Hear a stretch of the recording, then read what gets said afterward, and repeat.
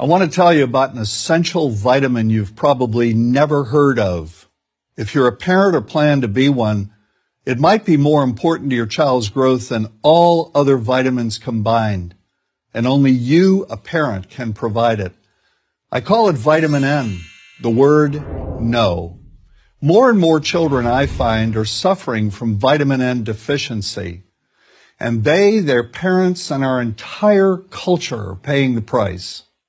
Let me illustrate my point with a story that's quite typical. A father, I'll call him Bill, gave his son, age 5, pretty much everything the little boy asked for.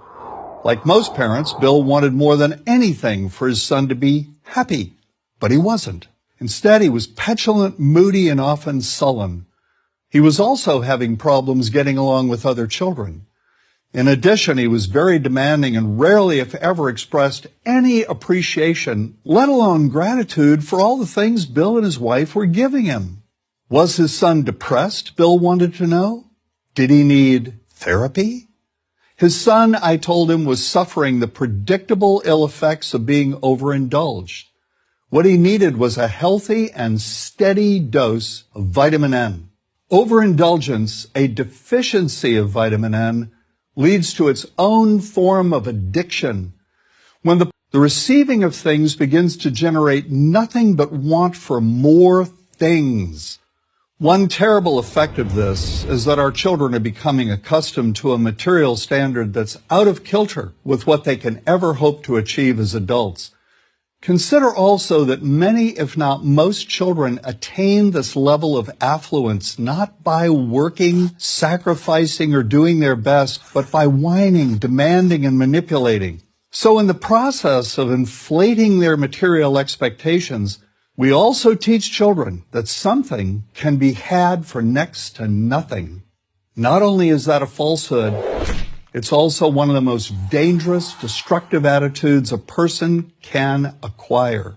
This may go a long way toward explaining why the mental health of children in the 1950s, when kids got a lot less, was significantly better than the mental health of today's kids.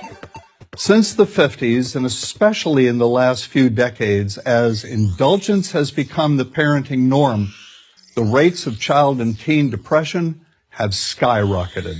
Children who grow up believing in the something-for-nothing fairy tale are likely to become emotionally stunted, self-centered adults.